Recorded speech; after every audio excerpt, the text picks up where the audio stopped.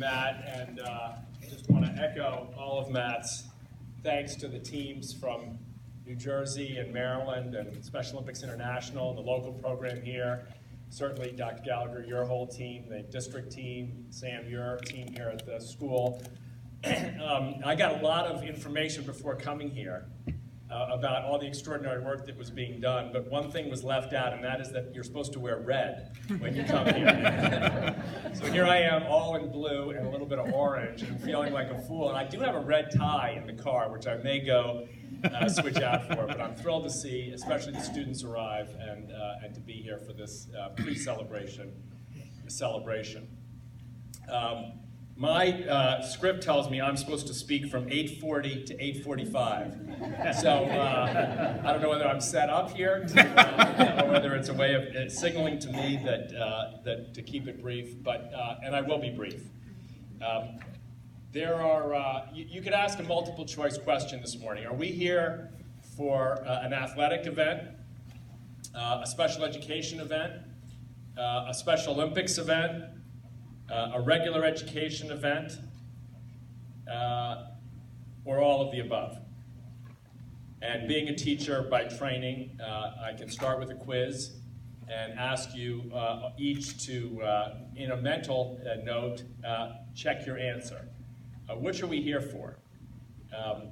And there is a correct answer on this one. Sometimes teachers will say, there's no wrong answer. On this one, there's only one right answer. It's all of the above. We're not here for a sports event, although we will celebrate sports. We're not here for a special education event, although there are incredible contributions from the world of special education. We're not here for a Special Olympics event, although Special Olympics is at the core of the power that has brought us together.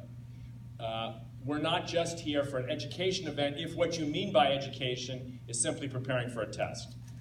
We're here to help open our hearts and minds to a different future and to celebrate not what you young people will do later, which I'm sorry to say, many educators talk about, well, you're our future. Personally, I don't like that expression. I think you're our present. Right now, you are celebrating for us the hope and commitment to a more inclusive and just Pennsylvania, United States, world. Right now, right here. And that's, to me, all of the above.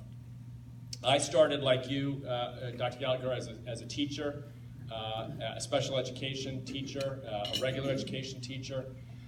I think we're here because we're seeing a powerful convergence around the most important issues in education today, which to me are reinvigorating our young people with a sense of purpose, a sense of empathy, a sense of grit.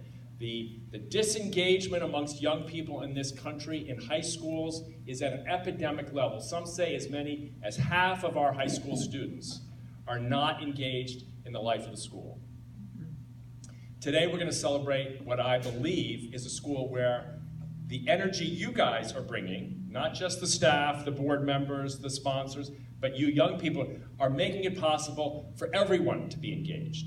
For everyone to learn grit. From where? From your teachers? No, but from your Special Olympics partners. Where are you learning empathy? Not just from your parents, but from your Special Olympics athletes. Where are you learning to find your purpose? Not just from the Civil War, not just from the periodic table, or not just from Where to Place a Comma, or not just from Shakespeare or Maya Angelou, but you're learning it from each other. You're finding the critical ingredients that motivate and stimulate and drive learning are on display right here. So I think this is not just a celebration of Souderton, but a call to action. This should be, Frank, you were saying you have to fight. I hope 40 years from now people will say, there was a time when not every school looked like this. But today every school does. And I hope it's not 40 years, but maybe 3 or 4 years. Why shouldn't every school, every high school, why shouldn't every high school in Pennsylvania be a unified champion school? Is there a good reason? Money? No, it's not expensive. Yeah, it costs some money. I thank the finance team for being here. It costs a little bit, but not very much. Training? It's not a huge obstacle. Young people are they not willing, too busy, distracted? Not at all. As you said, 100 students signing up for this, overwhelming numbers of non-disabled kids involved, invited, engaged, encouraged, trying to get in. So we don't have a demand problem, we don't have a money problem, we don't have a training problem. All we need is the willpower. And every school within a short period of time in this state could be a unified champion school. And I guarantee you that if every school is a unified champion school, every school will be a better school. Every school will be a better school. So let me just close by saying on a personal note that when my Aunt Rosemary was born almost 100 years ago, and my grandmother was told that she had an intellectual disability, she wrote in her diary that she was heartbroken.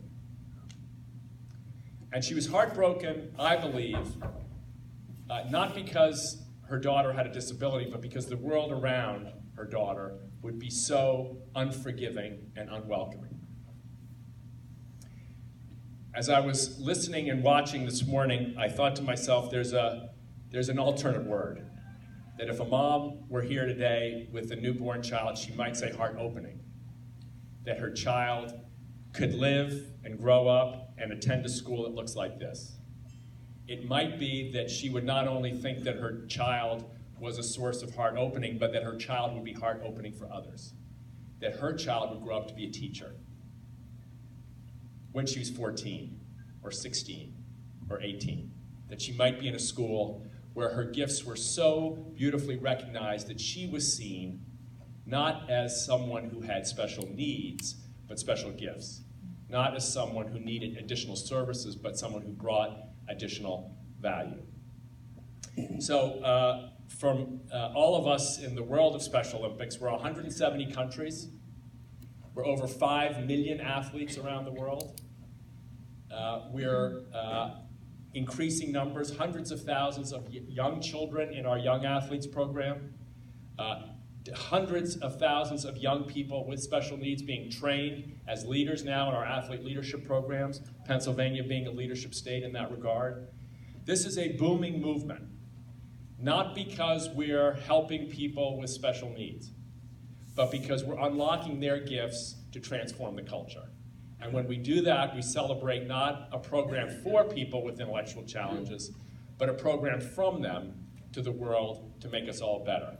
So from where I sit as a teacher, as an educator by training, and as a Special Olympics fan by birth, this is a beautiful, beautiful moment of convergence when we're beginning to see the possibilities of a whole new future, driven by the one institution that, in my view, can help change this country, and that is schools. People will look everywhere.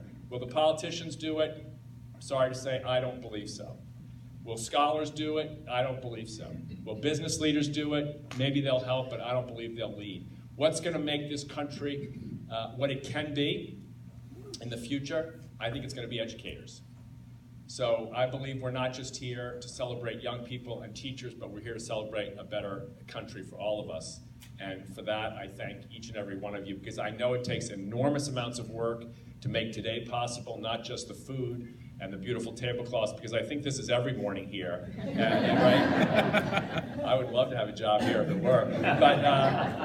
But I know it's not just today's work, but it's the endless, endless hours from teachers and coaches and students, endless hours at night with lists and computers and emails and responses back and forth, over and above the call of duty, tireless effort that makes this moment possible. And to all of you, I say thanks. I can't wait, and I've gone over, way over, but I'm glad and grateful that you've listened. Thank you.